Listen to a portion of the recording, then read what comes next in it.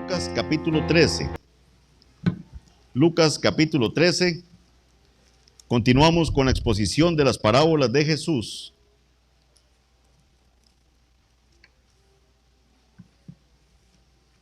Y nos enfrentamos hoy a una parábola que nos debe dejar meditando profundamente.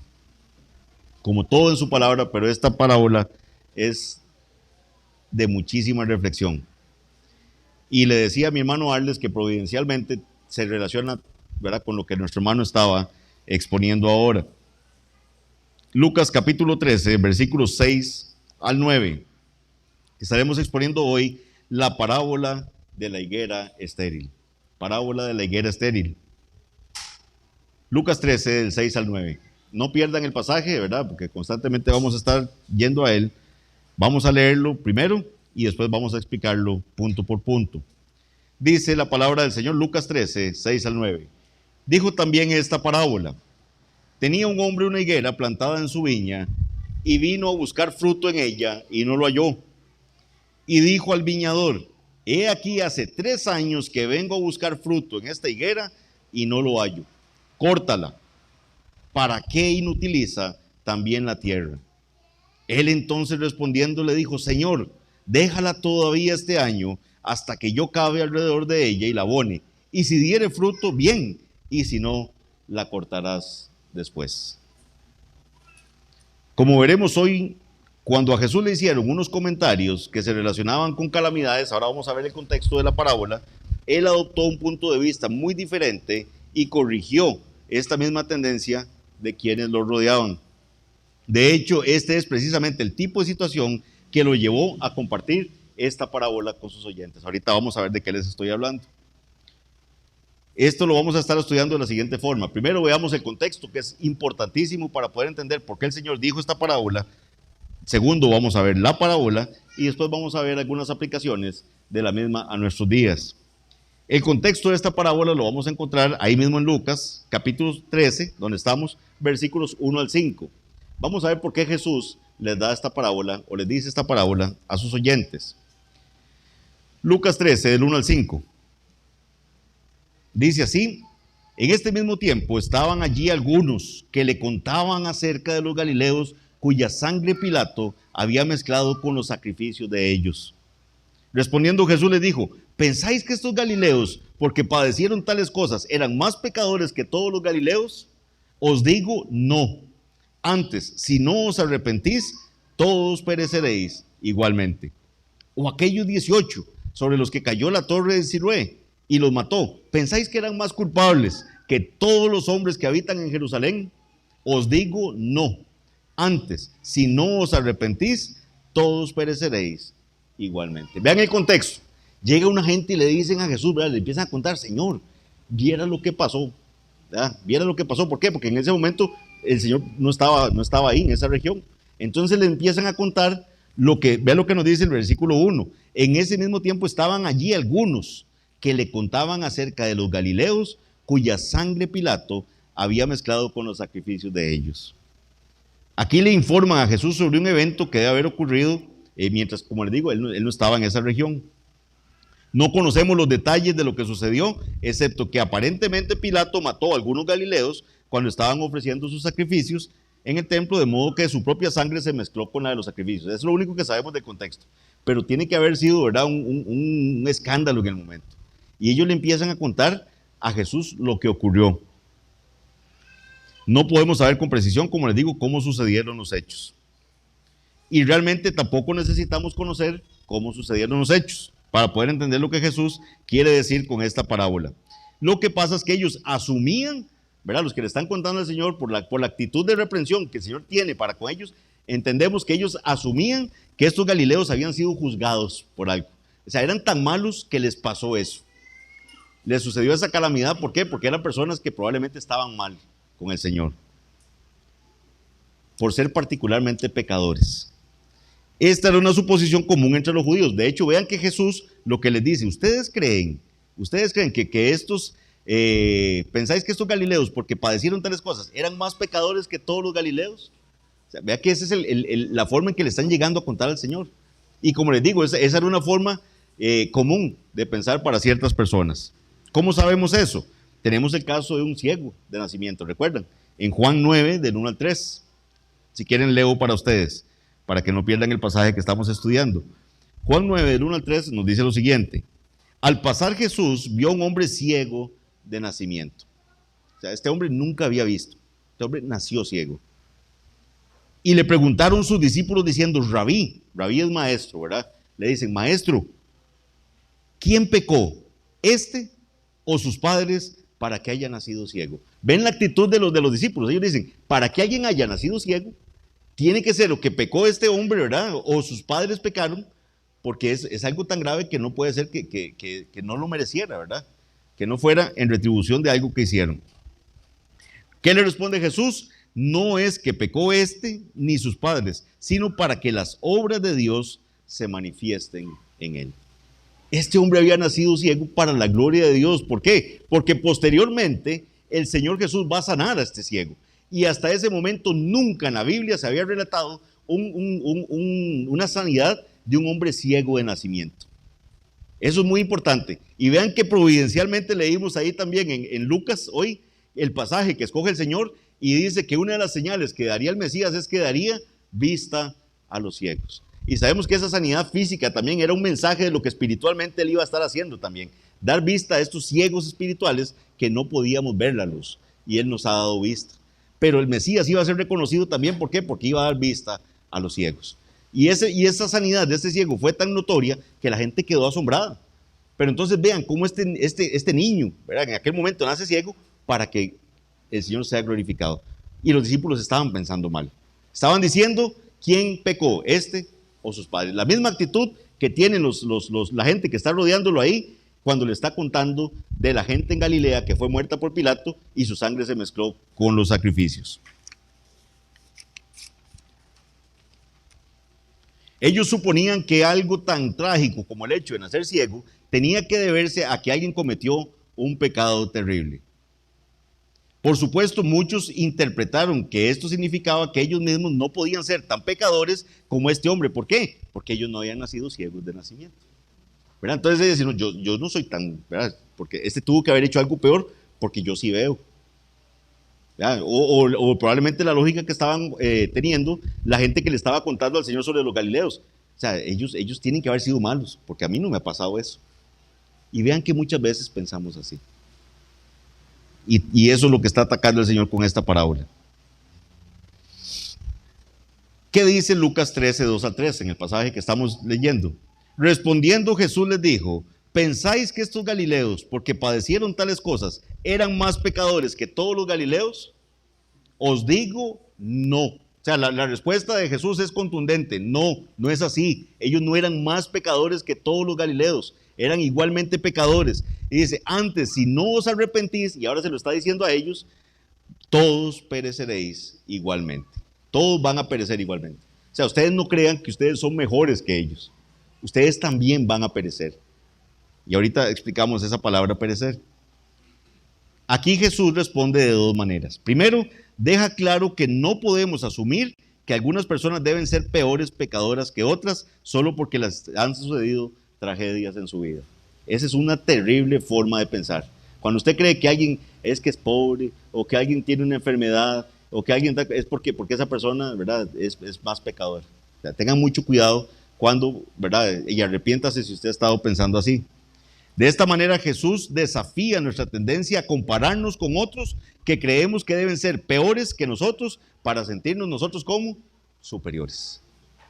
¿Qué pasa? Vean, cuando vamos a repartir tratados al parque, ¿qué es el argumento que la gente siempre nos saca? No, pues es que yo no soy tan malo. Yo sé que Dios ahí va a ver que yo soy una buena persona. Yo no mato. Otros dicen, yo no tomo, ¿verdad? Y entonces el ser humano se percibe como alguien bueno. Malos son otros, yo no. Es más, el ser humano se percibe como alguien bueno que de vez en cuando hace cosas malas.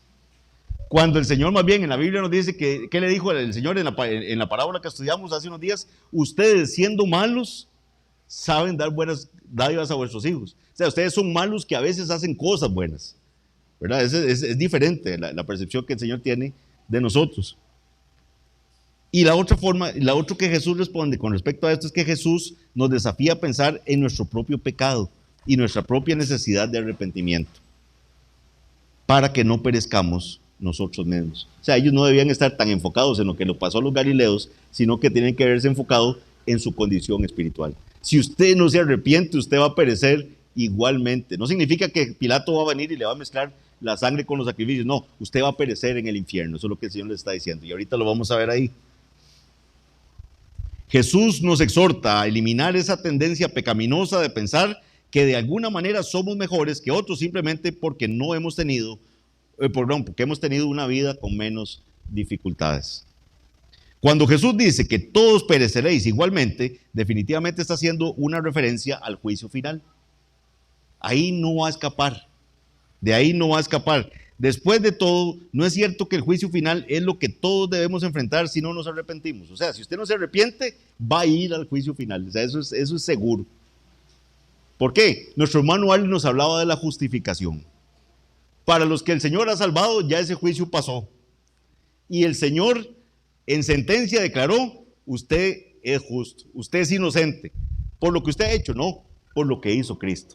Y es en las justicias de Cristo, es en la obra de Cristo, lo que Él hizo en la tierra, cómo Él caminó, cómo obedeció a la ley. Y en su muerte, ¿verdad? Que él cargó con el pago de nuestro pecado. Es por eso que nosotros somos declarados justos. Posteriormente Él resucita y está a la diestra del Padre.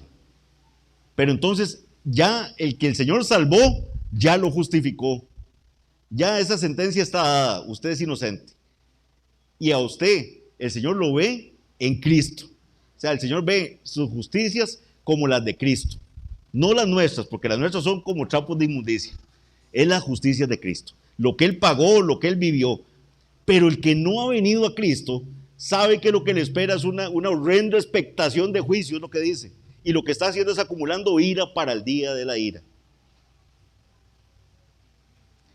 Jesús se está refiriendo aquí a perecer como un contraste a la vida eterna. Eso es perecer, que es la misma forma en que se usa esta palabra en otros pasajes. La palabra que dice el Señor aquí, que si no se arrepienten igualmente van a perecer, esa palabra que está ahí en el original se usa en los siguientes versículos. Se usa en Juan 3:16. Porque de tal manera amó Dios al mundo que ha dado a su Hijo unigénito, para que todo aquel que en Él cree no se pierda. Ese no se pierda es esa misma palabra que se usa y se traduce como perecer. Entonces, para que todo aquel que en Él cree no perezca.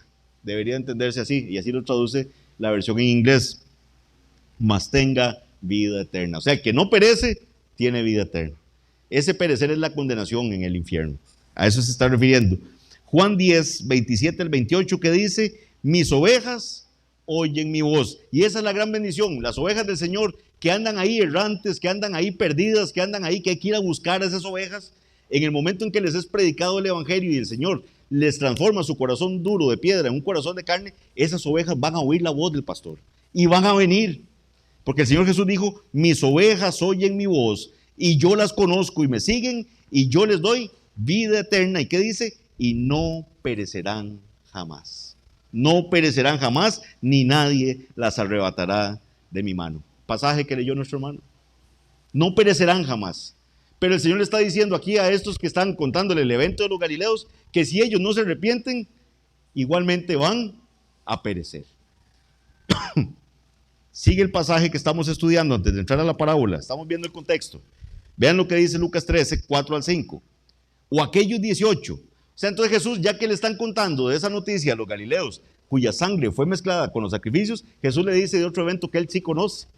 Le dice, o aquellos 18 sobre los cuales cayó la torre en Siloé y los mató, ¿pensáis que eran más culpables que todos los hombres que habitan en Jerusalén? O sea, ustedes que me están contando eso, ustedes creen que aquellos 18, que les cayó una torre, ahí parece que cayó un edificio y aplastó a 18. Vean, mis hermanos, hasta que a mí me produce de verdad escalofrío. ¿Cuántas veces hay gente que ha dicho, no, ese huracán pasó por ahí porque ese pueblo tal cosa? Y aquí en Costa Rica no nos cae eso porque nosotros aquí no somos así. Hay gente que ha dicho eso. Tengamos mucho cuidado cuando pensamos tenemos esa forma de pensar. Dice, O aquellos 18 sobre los cuales cayó la torre en Siloé y los mató, ¿pensáis que eran más culpables que todos los hombres que habitan en Jerusalén?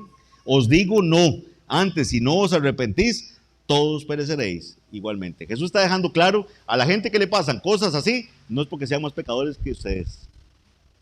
Pasan porque el Señor determinó que así tenía que pasar. Pero no crean que ustedes son mejores que ellos. Si ustedes no se arrepienten, ustedes van a perecer igualmente. Aquí Jesús usa otro ejemplo para aclarar el mismo punto. En este caso, él ilustra el principio usando un accidente que le habría sucedido a unos que perecieron de manera bastante repentina.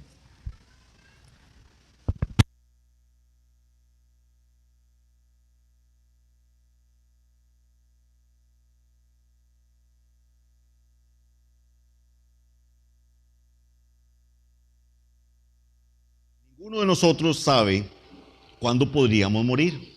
Usted sale en las mañanas, usted ora y dice, Señor, guíame en el camino, cuídame, líbrame de cometer yo una imprudencia o que me causen un accidente.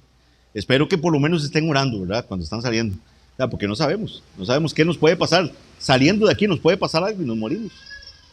Entonces, la gran ventaja es que el creyente está preparado, ¿verdad? Yo no debo temer al que mata el cuerpo, ¿verdad? Hay gente que está con un temor terrible porque como hay disparos ahora en la calle y hay locos, ¿verdad? Pero dice que no debemos temer al que mata el cuerpo. Debo tener temor al que puede matar el cuerpo y enviar el alma al infierno. Y el único que puede hacer eso, ¿quién es? Dios. Es temor de Dios lo que yo debería tener, no temor a esto de aquí en la tierra. Como les digo, ninguno de nosotros sabemos cuándo vamos a morir o cómo podríamos morir o cuándo va a ocurrir eso, por lo que siempre debemos estar preparados. Esta es una de las razones por las que Jesús quiere que sus discípulos y nosotros tengamos corazones humildes ante el Señor y reconozcamos que nosotros mismos, antes de que el Señor nos salvara por su gracia, lo único que merecíamos era el juicio de Dios, tanto como cualquier otra persona que supongamos que debe recibirlo.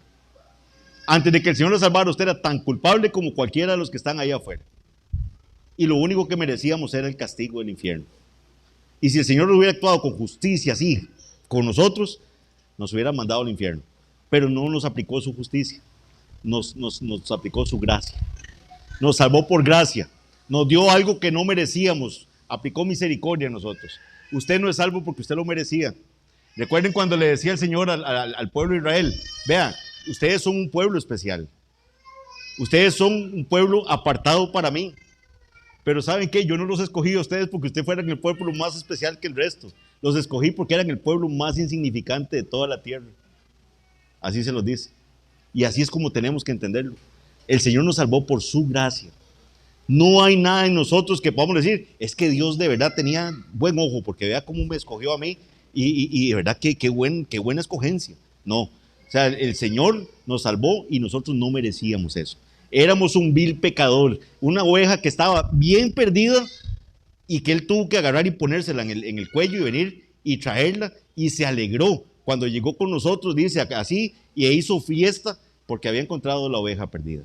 Esa es la realidad de nosotros. Entonces tenemos que tener mucho cuidado cómo vemos nosotros estas cosas. Cuidado, nuestra visión se está pareciendo mucho a la de esos galileos, ¿verdad? Que estaban ahí diciendo lo que había pasado. De hecho, Jesús añade un ejemplo adicional de tragedia y repite el mismo punto otra vez. Ustedes piensan que estos hombres eran más culpables. La Biblia de las Américas dice eran más deudores. ¿Ustedes creen que estos hombres eran más deudores que todos los demás hombres? Igual tenían una deuda impagable como la tenemos nosotros, como vimos en la parábola de los dos deudores, ¿se acuerdan? Aquel deudor que debía una cantidad que es impagable y el rey le perdona. Pero entonces, en vez de hacer él lo mismo con su prójimo, va y lo agarra del cuello porque le debe ahí un poquillo y le dice que le pague lo que le debe. Tenía una deuda impagable. Entonces le dice, es igualmente deudor. Esta gente que murió son tan deudores como lo pueden ser ustedes. Jesús está enfrentando a personas con el mismo tipo de actitud moralista que se describe en la parábola del fariseo y el publicano. ¿Recuerdan cuando la vimos? ¿Qué pasaba con el fariseo? Él decía, Señor, te doy gracias, y dice que oraba consigo mismo. O sea, él decía Señor, pero él estaba orando para él. O sea, él se estaba auto-alabando. Él decía, Señor, te doy gracias porque no soy como los otros hombres. Yo diezmo, yo ayuno, Yo hago todo lo que se supone que debe hacer la ley. Hasta más de lo que ayuno, más veces de lo que la ley dice que debo ayunar. Y te doy gracias porque no soy como este publicano, decía ese hombre orando en el templo. Y el publicano lo único que podía decir era: Señor, sé propicio a mí, el pecador. ¿Se acuerdan de eso? Espero que eso nunca se les olvide. O sea, si hay un pecador en esta tierra, yo me siento como el pecador. O sea, soy el más pecador. Sé propicio a mí. Y Jesús dijo que este hombre subió justificado. Entendió que él no tenía nada que ofrecerle al Señor, que no podía decirle: Señor, mire, porque yo he hecho esto, lo otro, usted debería perdonarme. No, no hay nada que yo pueda presentar ante Dios por mi perdón. Entendido este contexto, que es muy importante que lo entendiéramos, veamos la parábola, que es muy sencillita. Veamos ahora los versículos 6 al 9 de Lucas 13. Estamos en el Lucas capítulo 13, versículos 6 al 9.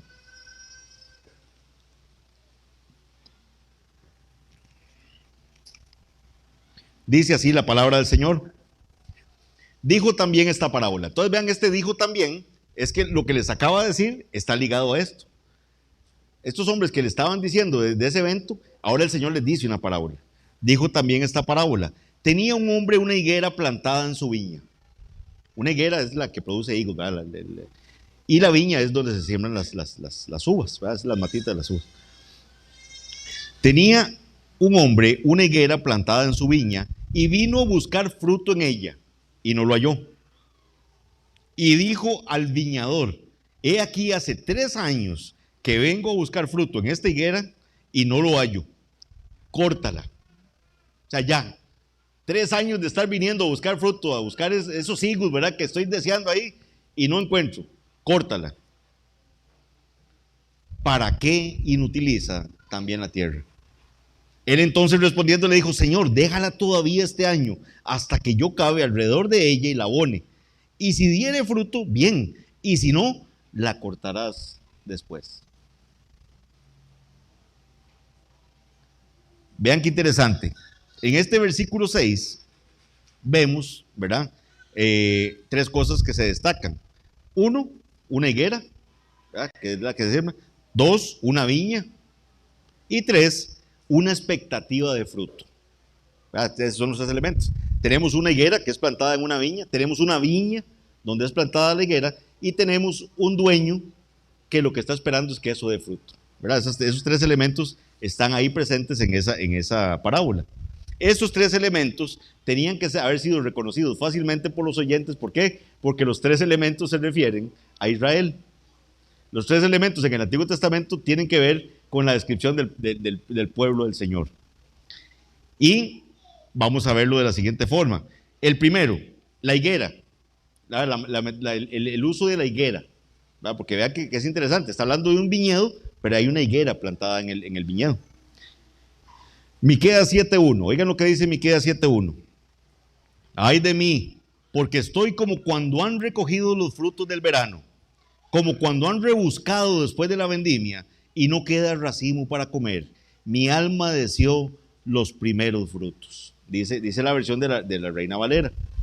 Pero van a ver que hay un temita de traducción de esa parte de los primeros frutos. Ahí cuando dice, esta frase, los primeros frutos, se refiere al primer higo maduro. Así es como se tiene que entender la frase en su idioma original. El higo temprano, que es considerado un manjar, ese primer higo. La Biblia, las Américas y la Nueva Versión Internacional sí traducen correctamente esta frase. Y se las voy a leer porque si no, si usted lee la Reina Valera como está, usted cree que está hablando de los primeros frutos de la viña, ¿verdad?, de las uvas. Y vean cómo dice la Biblia de las Américas. Ay de mí, porque soy como los recogedores de frutos de verano, como los rebuscadores de la vendimia. La vendimia es cuando están recogiendo las uvas, ¿verdad? Soy como los rebuscadores de la vendimia. No hay racimo de uvas que comer, ni higo temprano que tanto deseo. Decía el dueño de la viña. O sea, esta viña, llego, ya no hay nada, no hay racimo, no hay nada, ni ese higo temprano que yo tanto deseaba, dice el dueño de esa viña. Entonces vean cómo se parece a la parábola que Jesús está presentando en el Nuevo Testamento. Vean cómo lo traduce la Biblia, la Nueva Versión Internacional. Pobre de mí, ni para los rebuscos de la vendimia. O sea, no me quedó nada. O sea, esos rebuscos deben ser como los que cogían café recuerdan lo que llamaban la repela, ¿verdad? Que era cuando ya la gente había pasado y se volvía a pasar a ver qué se encontraba. O sea, ya ni para los rebuscos de la vendimia, no tengo un solo racimo que comer, ni un higo tierno por el que me muero. Dice la Nueva Versión Internacional. O sea, no tengo ese higo tierno por el cual me muero. O sea, tengo unas ganas de comérmelo. Entonces tenemos un dueño de la viña que estaba deseoso de encontrar fruto en esa higuera que estaba plantada en esa viña. Ahora, la viña como tal, sola, es usada también como un mensaje a Israel. ¿Cómo pasaba eso? Lo leímos la semana pasada cuando vimos Isaías, ¿verdad? Isaías 5, del 1 al 7. Leo para ustedes. Ahora cantaré por mi amado, el cantar de mi amado a su viña. Tenía mi amado una viña en una ladera fértil. La había cercado, despedregado y plantado de vides escogidas. Había edificado en medio de ella una torre y hecho también en ella un lagar, y esperaba que diese uvas, y dio uvas silvestres. Eso es lo que pasó con esa viña. Ahora pues, vecinos de Jerusalén y varones de Judá, juzgad ahora entre mí y mi viña. ¿Qué más se podía hacer a mi viña que yo no haya hecho en ella? ¿Cómo esperando yo que diese uvas, ha dado uvas silvestres? Os mostraré pues ahora lo que haré yo a mi viña. Le quitaré su vallado y será consumida, aportillaré su cerca y será hollada. Haré que quede desierta, no será podada ni cavada, y crecerán el cardo y los espinos, y aún las nubes mandaré que no derramen lluvia sobre ella. Ciertamente la viña de Jehová de los ejércitos es la casa de Israel. Dice Isaías, y los hombres de Judá, planta deliciosa suya. Esperaba juicio, y he aquí vileza, justicia, y he aquí clamor. El Señor esperaba fruto de su pueblo, no halló fruto. Ahora, la expectativa de fruto, porque también es un elemento importante, el hecho de que Él espere fruto. Vean que en estas dos parábolas, en estas dos parábolas del Antiguo Testamento que vimos, ahí hay una expectativa de fruto. En la primera que vimos, había una expectativa de ese higo tierno, de ese higo, el primer higo. Y aquí había una expectativa de la producción de las vides escogidas. Y en las dos, en la del higo, no había nada que coger. Y en la otra, dio unas uvas que no son comestibles, uvas silvestres. Ahora, nada más una aclaración, para que no pensemos que combinar estas metáforas, como de hecho lo hace Miqueas, ¿verdad? Que en Miqueas vemos que está una higuera plantada en una viña, eso no es algo extraño. O sea, no es que hay que raro, como en un viñedo va a buscar higos, iría a buscar uvas, ¿verdad? Pero tenemos que entender que en esa época era algo muy común plantar higueras junto con las uvas. De hecho, a menudo se permitía que las vides crecieran en higueras para que las sostuvieran. Eso es como cuando también uno entraba a los cafetales, ¿verdad? Y usted ve, y de pronto ahí los vástagos, ¿verdad? De los guineos, y hay de todo. Entonces en el cafetal usted encontraba otras cosas que no es café. Eso pasaba con las vides, ¿verdad? En el viñedo habían higueras. Por lo tanto, no hay nada inusual en el hecho de que las higueras crezcan en los viñedos. Claramente Jesús está usando el ejemplo de una higuera plantada en un viñedo, una higuera que debería haber producido fruto, pero no lo hizo, como una referencia metafórica a los judíos de su época, tal como lo habían hecho los profetas del Antiguo Testamento. Versículo 7 de nuestro pasaje, Lucas 13. Y dijo al viñador, he aquí hace 3 años que vengo a buscar fruto en esta higuera y no lo hallo. Son 3 años de estar constantemente viniendo a buscar fruto en esta higuera y no lo encuentro. Córtala. La orden es córtela. ¿Para qué inutiliza también la tierra? Hay algunos comentaristas que dicen que aquí, como habla de 3 años, ¿verdad? Que si Jesús estará refiriendo a su ministerio, ¿verdad? Terrenal, que básicamente eso fue lo que duró, o si es una combinación de su ministerio y el de Juan el Bautista por el momento en que él dice esto. Pero lo cierto es que no podemos estar seguros de ello, ¿verdad? Que por qué usa los 3 años en la parábola. Pero lo que está claro es que 3 años era tiempo suficiente para que una higuera produjera higos. Israel ya había tenido mucho tiempo para producir el fruto adecuado y sin embargo en su mayor parte no lo había hecho. Y es por esto que el juicio vendría representando como la tala de la higuera. De hecho, este es el mismo destino sobre el que les había estado advirtiendo Juan el Bautista. ¿Qué decía Juan el Bautista? Vean lo que dice Lucas 3, 7 al 9. Él les decía, y decía a las multitudes que salían para ser bautizadas por él, oh generación de víboras. Ah, qué terrible. Usted sabe que yo les decía a ustedes un día así y les diga así, oh generación de víboras. Y Juan, de verdad, llegaban a bautizarse y eso fue lo que les dijo. Oh generación de víboras, ¿quién os enseñó a huir de la ira venidera? Haced pues frutos dignos de arrepentimiento. Y eso es lo que Juan les estaba diciendo, hagan frutos dignos de arrepentimiento. Y no comencéis a decir dentro de vosotros mismos, tenemos a Abraham por padre. ¿Qué decía la nación judía? Yo estoy bien, porque yo soy descendiente de Abraham. Esa es mi tranquilidad, que yo desciendo de Abraham, entonces ya yo estoy tranquilo. Ya yo estoy tranquilo. ¿Qué les decía Juan? Porque os digo que Dios puede levantar hijos de Abraham aún de estas piedras. Y estas son las palabras de Juan el Bautista, y ya también el hacha está puesta a la raíz. Ahí está el hacha, les decía Juan, el hacha está puesta a la raíz de los árboles. Por tanto, todo árbol que no da buen fruto se corta y se echa en el fuego. Nuevamente tenemos aquí el fruto, la expectativa de fruto. Mi hermano les mencionaba ahora, ¿recuerdan cuando vimos la parábola del sembrador? ¿Qué fue lo que diferenció la semilla que cayó en los diferentes terrenos? La semilla que cayó entre los pedregales brotó. La gente creía que iba a dar. O sea, la matita iba ahí. Brotó pronto. Pero se secó porque no tenía raíz. ¿Y quiénes eran estos? Los cristianos las personas que vienen a la iglesia y aceptan todo con gozo y usted los ve y que van bien. Y vienen a los cultos y están emocionados. Pero viene la persecución. Vienen las pruebas a causa del evangelio y se fueron. Ese es porque no tenía raíz. Parecía, pero no dio fruto. Después estaba el que caía entre espinos, ¿se acuerdan? Pero y empieza a brotar, pero dice que los afanes de este mundo, o sea, toda esta preocupación de este mundo y el engaño de las riquezas hacen que se ahogue la palabra y la hace infructuosa, no da fruto. Pero está el que cayó en buena tierra. Y dice que esa semilla produjo a 30, a 60 y a 100. No todos los cristianos vamos a producir igual, mis hermanos. Pero vamos a producir. O sea, el cristiano da fruto. ¿Por qué Jesús dijo, por sus frutos los conoceréis? Porque es así. No hay cristianos sin fruto. No hay. Por eso Juan el Bautista les decía, por tanto, todo árbol que no da buen fruto, se corta y se echa en el fuego.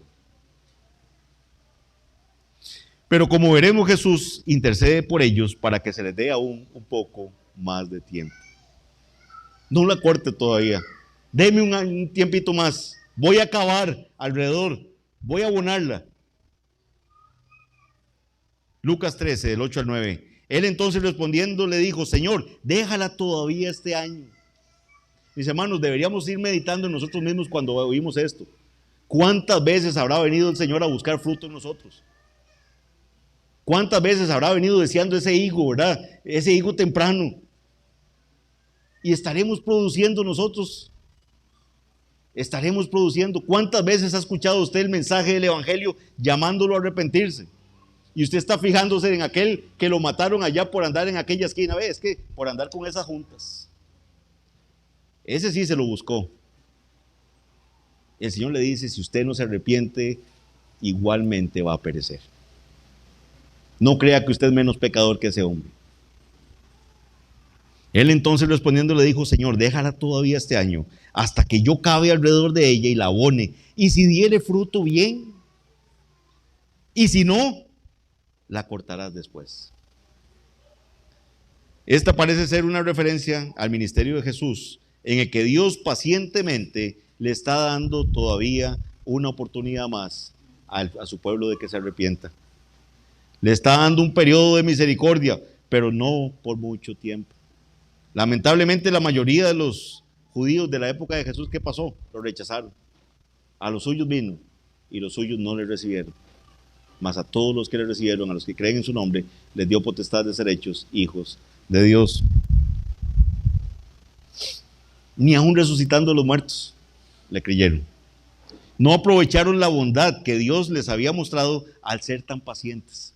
¿Cuánta paciencia le tuvo el Señor? Recuerden con los labradores malvados que vimos, ¿se acuerdan? Mandó mensajeros, ¿verdad? Mandó más mensajeros a que mandó al hijo después y le dieron muerte. No entendieron lo que significaba su paciencia, a pesar de que Jesús lo dejó muy claro. Como Pablo les preguntaría más tarde a los cristianos en Roma, en su profunda carta, en Romanos 2:4, ¿qué les dijo? ¿O menospreciáis las riquezas de su benignidad, paciencia y longanimidad, ignorando que su benignidad te guía al arrepentimiento? O sea, usted, lo voy a poner más fácil como lo traduce la Biblia de las Américas, dice, o tienes en poco, o sea, para usted es poca cosa, las riquezas de su bondad, tolerancia y paciencia, ignorando que la bondad de Dios te guía al arrepentimiento. Vea, esa paciencia que Dios le ha tenido debería guiarlo a usted a arrepentirse, a decir, Señor, ¿cuánta paciencia me has tenido? ¿Cuánta paciencia me has mostrado? El mensaje es claro, la parábola es muy sencilla. Jesús los ubicó a ellos. Ustedes me vienen a contar de esos galileos que les pasó eso. ¿Saben qué? Si ustedes no se arrepienten, igualmente van a perecer. Ese es el mensaje. ¿Cómo podemos aplicar eso a nuestros días? A nuestra iglesia, a cada uno de ustedes. Recordemos que con demasiada facilidad, o meditemos muy bien, que nosotros con demasiada facilidad nos vemos o vemos a los demás como peores pecadores que nosotros. Y por lo tanto, como más merecedores del juicio de Dios. Esto es lo que lleva a los creyentes a asumir rápidamente que alguna tragedia debe ser el juicio de Dios cuando les sucede a otros. O sea, que cuando usted ve que a alguien le cayó un palo en la casa y lo partió y lo mató en el cuarto, o sea, que es que seguro esa persona era más pecadora que yo. Pero Jesús no tiene esta actitud orgullosa, ni tampoco sus discípulos que siguieron sus enseñanzas. El Espíritu Santo nos recuerda que cuando comenzamos a juzgar a los demás pensando que deben ser peores pecadores que nosotros, debemos tener mucho cuidado. Básicamente nos está diciendo, mírense bien ustedes mismos primero. Nos recuerda que todos vivimos en un periodo de gracia en el que pacientemente nos está dando tiempo de arrepentirnos y confiar en Cristo. Por eso cantábamos ahora, más gracia ya no habrá. Va a haber un momento en que el Señor, como cerró la puerta del arca, ese se cerrará. Usted está vivo hoy, usted ha escuchado el mensaje de salvación hoy, arrepiéntase hoy. Hoy es el día de salvación. Más gracia ya no habrá. Usted no sabe si usted le va a pasar algo ahora saliendo. No lo sabe. ¿Cuánta paciencia le ha tenido el Señor? ¿Cuánta paciencia? Un juicio demorado no es un juicio cancelado. El Señor ha demorado su juicio, pero eso no significa que no va a venir. ¿Ok? Ahora, ese mensaje se lo digo a los que no conocen al Señor. Arrepiéntase, venga a Cristo. El Señor tiene esa puerta. ¿Y sabe por qué le digo que venga? Porque sus ovejas van a oír su voz y van a venir. Y eso es lo que estamos proclamando aquí del Evangelio. Usted no tiene nada que ofrecer por su pecado, nada. No hay nada. Usted lo único que usted aporta en su salvación es su pecado. El Señor lo hizo todo. Por eso es que es por gracia. No es por obras. Pero venga a Cristo. Arrepiéntase. Ya es hora, ya. Deje de vivir esa vida de complacencia, de pasividad, de estar viendo lo que le pasa a los demás y usted no está viendo lo que está pasando en su propia vida. Ahora, aquellos que conocemos del Señor, aquellos que el Señor nos ha salvado, también nos deberíamos sentir muy confrontados con esta parábola. También. Jesús espera que produzcamos frutos dignos de arrepentimiento. No hay cristianos sin frutos. ¿Cuántas uvas silvestres habrá encontrado el Señor cada vez que viene a ver nuestra vida? ¿Cuánto el Señor ha hecho por nosotros y hemos dado tal vez ahí unas uvillas medias enclenques? Ahora, el fruto no es algo que nosotros podamos producir por nosotros mismos. No es que yo les diga, mire, ahora salgan y esfuércense y produzcan frutos. No. Nuestro hermano Arles también hablaba de eso. Esa perseverancia nos la va a dar el Señor. Pero es algo donde nosotros tenemos que cuidar nuestra salvación con temor y temblor, pues el Señor es el que produce en nosotros tanto el querer como el hacer por su buena voluntad. es perseverar en los medios de gracia que Él nos dejó para que caminemos en santidad en esta tierra. Si usted no ora, si usted no viene a la iglesia, si para usted venir a la iglesia es una carga tremenda, si para usted orar es una pérdida de tiempo, estar con la comunión de los santos, está andando muy mal y está poniendo muy mal en uso los medios de gracia que el Señor dejó. No puede estar produciendo fruto. Más bien lo que se ve en su vida es una escasez de fruto. Y cuidado, una ausencia total de fruto. Es el fruto del Espíritu Santo el que se debe ver en nuestras vidas. ¿Qué es lo que nos dice Gálatas 5:22?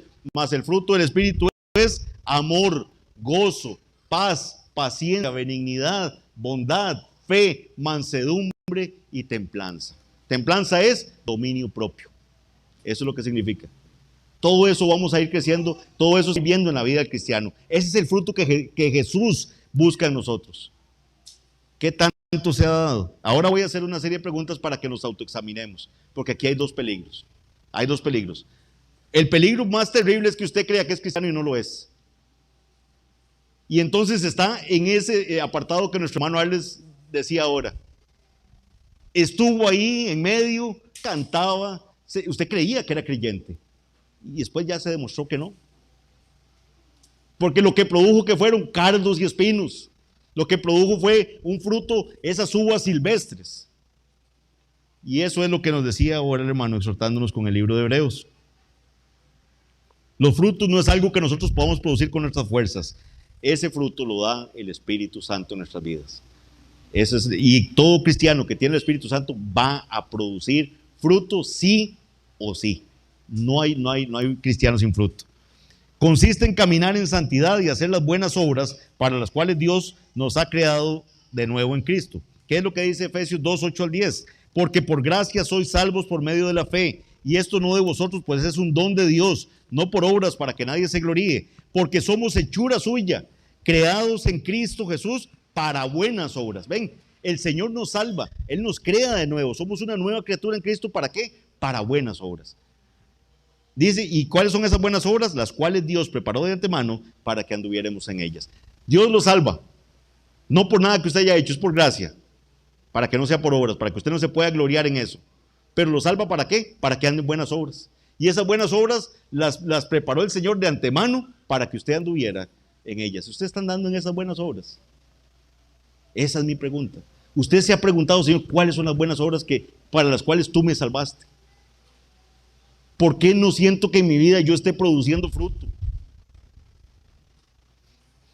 Debemos examinar nuestras vidas y ver si hay frutos de arrepentimiento, como lo plantea un autor que estoy leyendo que se llama Terry Johnson en el libro. El Terry Johnson hace una serie de preguntas que me gustaría que las meditemos como iglesia. 1. ¿Está Dios obteniendo alguna ganancia o fruto de la enorme inversión que ha hecho en nosotros? O sea, ¿cuánto ha invertido el Señor en usted? ¿Está el Señor obteniendo algo de esa inversión? ¿Dónde está el fruto? Y por fruto me refiero a que ya yo no estoy en búsqueda de activa del pecado, sino que más bien camino en santidad. Trato de buscar la santidad. ¿Pecaré? Sí, claro que voy a pecar. Y si digo que no peco, soy mentiroso. Pero dice que abogado tenemos para con el Padre, a Jesucristo el justo. Entonces, el cristiano que se arrepintió para salvación, constantemente vivirá arrepintiéndose, porque sabe que ha causado dolor, sabe que ha hecho algo en contra de la voluntad del Padre Celestial. Y se va a arrepentir y va a estar pidiendo al Señor que lo ayude a caminar en santidad. ¿Ha cultivado usted una aversión por el mal para desarrollar un hambre y una sed de justicia? O sea, ya a usted le gusta menos ya ver lo malo y siente un hambre y una sed de justicia. ¿Se ve en su vida un amor por la palabra de Dios? Usted dice, qué bonito, ojalá que no paráramos de leer la Biblia. Ojalá que, ¿verdad? ¿Se ve ese amor por la palabra de Dios? ¿Se ve ese amor por el pueblo de Dios? Y aquí creo que es un golpe duro. La iglesia, o sea, usted se siente parte de esta iglesia. Usted se preocupa qué le está pasando a Juancito. Usted se preocupa qué le está pasando a Richard. ¿Cómo estará ahorita en Panamá? ¿Le estará yendo bien? ¿O no sabía ni siquiera que andaba allá? ¿Me entienden?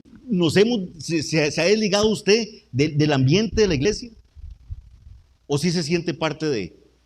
¿Conoce a todos en la iglesia? ¿Se sabe el nombre ya de todos?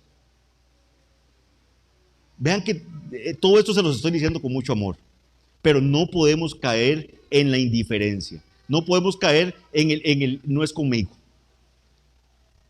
Tengo que tener ese amor surge. O sea, el Señor pone ese amor por los unos por los otros. ¿Cómo voy yo a poder llorar con el que llora y reír con el que ríe si yo ni lo conozco? No sé si tiene problemas, no sé si está pasando hambres. ¿Dónde voy a mostrar mis dones que el Señor me dio? Es en la iglesia. Es en la iglesia. Se han mandado mensajitos entre semana. Han dicho, hermano, oremos un ratito juntos. O hermano, ¿qué le está pasando en su vida para ver si puedo orar por usted? O ni se acuerda usted de que la iglesia existe y se acuerda ya el sábado de la noche, mañana hay culto. Sí, es cierto. No puede ser así, mis hermanos. No estamos dando el fruto que deberíamos estar dando. ¿Cuánto ha invertido el Señor en nosotros? ¿Siente usted ese amor por el pueblo de Dios? ¿Siente usted ese amor por adorar a Dios como Él lo establece en su palabra? O sea, usted está el sábado diciendo, ya mañana es domingo. Qué bendición, y vamos a aprender más y vamos a adorar el nombre del Señor. Voy a ver a mis hermanos otra vez, físicamente, porque tal vez solo pude hablar con ellos o pude tener una videoconferencia, pero ya los voy a ver. Y me gozo y llego tempranito para poder compartir con ellos.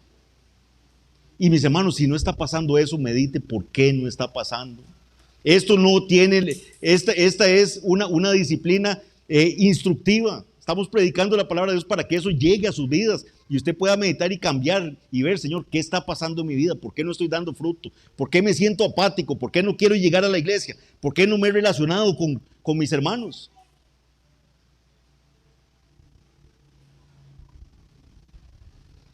¿Se caracteriza su vida por su amor al prójimo? Usted dice, yo quiero ver cómo hago para ayudarle a aquella persona. ¿Se acuerdan cuando vimos lo de los pecadores, verdad? Que decíamos las actitudes que podemos tener con respecto a los pecadores. Uno, los odio. Me caen mal. Primera actitud. Segunda actitud, me son indiferentes. Ahí van, los vi, no me representan nada. No los odio, pero tampoco los quiero. Entonces ahí van, es indiferencia. La otra actitud es, si me vienen a hablar, yo les hablo. Con mucho gusto ahí. Si me buscan, yo aquí estoy. Y la otra actitud es la del Señor, que es, yo voy a ir a buscar a los pecadores. Voy a ir a buscar al pecador que está perdido, porque él está perdido. Él no está perdido ahí buscando encontrar al Señor. ¿Por qué? Porque el Señor dice que no hay quien busque a Dios. No hay ni siquiera uno, no hay justo ni aún uno. Al pecador hay que ir a buscarlo. Eso es lo que Jesús hizo. Él fue a buscar al pecador, él fue a buscar la oveja perdida. La mujer que perdió la moneda buscó la moneda que se le perdió. El padre que se le había ido el hijo pródigo, ¿qué hizo? Corrió a buscar a su hijo cuando aún venía. Sentimos ese sed de ir a buscar a los pecadores, esa alegría cuando vemos llegar pecadores a oír la palabra del Señor, nos invade de verdad. O sea, usted se alegra, usted dice, mire cómo se está llenando la iglesia, qué bendición, están escuchando el evangelio. O usted no siente nada. Y si usted no siente nada, mis hermanos, por favor, mediten qué está pasando. No puede ser que usted no esté sintiendo nada. No puede ser que usted no esté, que sea tan apático con el resto de las personas en la iglesia. El fruto que el Señor busca en nosotros es que vivamos una verdadera vida de servicio a Dios en la que lo obedezcamos, lo honremos, lo glorifiquemos y proclamemos su nombre. El juicio se ha demorado. Vean, solo por la misericordia de Dios, como decía Jeremías, no hemos sido consumidos. O sea, solo por la misericordia de Dios. Porque por lo que hemos hecho, mis hermanos, ya mereceríamos que el Señor nos hubiera apagado las luces hace rato. El juicio se ha demorado solo por la misericordia de Dios. No pensemos que Él es flojo o que el juicio de nuestro Señor se ha cancelado. El apóstol Pedro escribió en 1 de Pedro 17 lo siguiente: porque es tiempo de que el juicio comience por la casa de Dios. Vean qué duro esto. Es tiempo de que el juicio comience por la casa de Dios. Y si primero comienza por nosotros, ¿cuál será el fin de aquellos que no obedecen el evangelio de Dios? Si usted no conoce a Cristo, arrepiéntase. Venga a Cristo, ya es tiempo. Ya es mucho de que anduviera haciendo lo que usted quiera. Venga a los pies del Salvador, que Él es el único que puede salvarlo.